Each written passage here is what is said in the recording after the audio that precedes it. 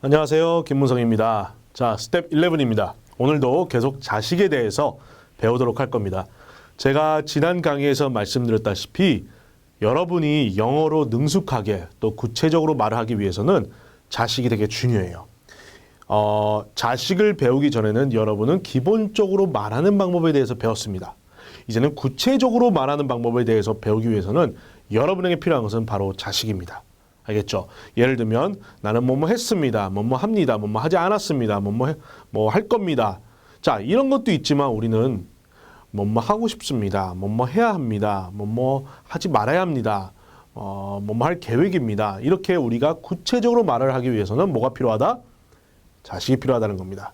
근데 자식을 배우는 것은 되게 쉬워요. 여러분들이 기본적으로 행동을 말하는 법에 대해서 확실하게 습득했다면 거기다가 자식을 넣어가지고 여러분들이 자유자재로 말을 할 수가 있습니다. 자, 그래서 오늘 스텝 11에서 배우게 되는 자식은 바로 should입니다. should. 여러분 알고 있는 단어죠? should. 자, should이 어떻게 사용되는지 지금부터 보여드리겠습니다. 정말 많이 사용합니다. 보겠습니다. 자, 주인공, 자식, 행동, 살. 틀은 똑같습니다. 자식은 주인공과 행동 사이에만 들어갈 수 있다고 했습니다. 그렇죠? 자, 오늘 should에 대해서 배우겠습니다. 그래서 I, 주인공, should learn 행동, English, 살. 자, 그렇다면 3인칭은 어떻게 될까요, 여러분? 3인칭. 자, she로 하겠습니다.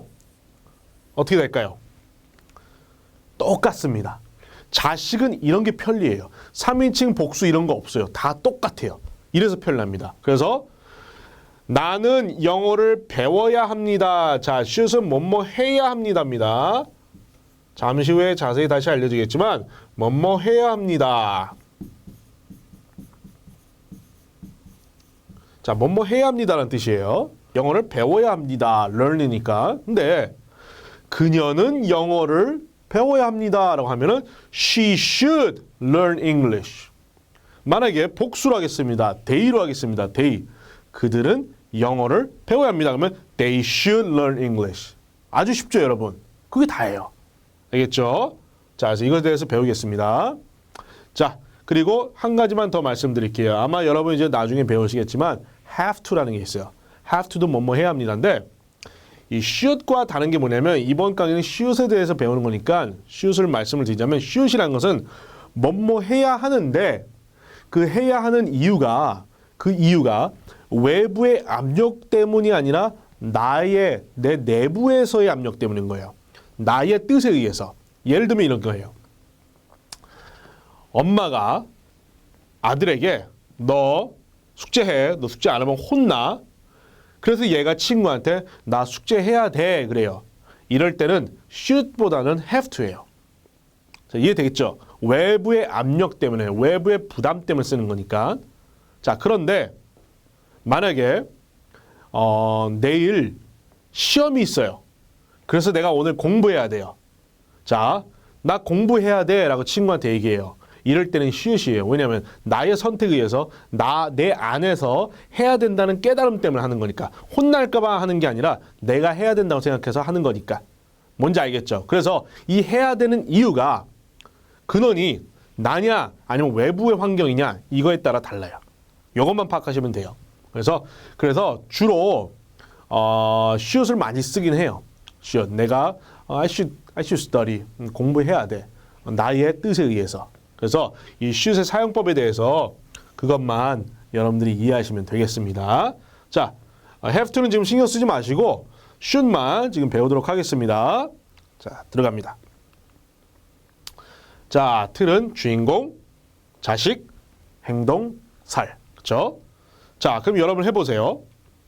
그는 돈을 환전하다. 자, 환전하다는 exchange죠. exchange. 그럼 뭐죠, 여러분? 그는 돈을 환전합니다. 어떻게 되죠? He exchanges money. 그렇죠? 3인칭이니까 He exchanges money. 자, 그런데 오늘 배우게 되는 그는 돈을 환전해야 합니다. 자, 의미가 달라요. 그렇죠? 의미가 달라요. should을 알므로 인해서 이렇게 의미가 다른 것을 말하게 돼요. 그렇죠? 그러면 그는 돈을 환전해야 합니다. 그럼 어떻게 될까요? 그는 he should 바로 나오죠. 자, 이번에 여러분들의 task, 임무는 뭐냐면 주인공을 이제 먼저 던지는 건 여러분이 습관이 됐어요. 주인공부터 말하는 건 습관이 됐어요. 이제 바로 should이 나와야 돼요. 알겠죠? He should. 그 다음에 행동살. 그래서 자식 말하기는 여러분들이 빨리 나올 수 있어야 돼요, 이제. 알겠죠? 자, 그럼 보겠습니다. 그는 he should. 자, 제가 지금 강의하는 거니까 여러분 잘 들으세요. 지금 이거 막 하는 것도 중요하지만 강의를 듣는 게 중요해요. 지금 여러분들이 한국어 이 단어 순서를 보는 사람들이 있어요. 자, 그는 하니까 여러분들이 he 나와요. 근데 바로 얘를 생각하기보다는 얘를 생각하는 사람들이 있어요. 그 다음에 얘. 이거 되게 위험한 습관이에요. 알겠죠, 여러분? 이게 우리나라에서 영작하던 습관이 있어서 그런 거예요. 그런데 여러분들이 생각해야 되는 거는 제 강의를 통해서는 여러분들이 반드시 생각해야 되는 거는 이거예요. 이렇게 가야 돼요, 여러분. 그는 왜 그는을 먼저 내가 뱉었느냐? 주인공이니까. 그러면 그 다음 먼저 생각해야 되는 거는 should. 그 다음 먼저 생각해야 되는 건 행동이에요. 그럼 행동이 뭐냐는 거예요, 여기서. 그 다음 생각해야 되는 건 살이에요. 끝. 즉 한국어의 순서는 여러분들이 완전히 무시해야 합니다. 대신 입 밖으로 말을 할 때는 이 순서로만 나오면 되는 겁니다. 이게 제 강의의 핵심이에요. 그래서 단어 순서라는 거예요. 단어 순서. 알겠죠?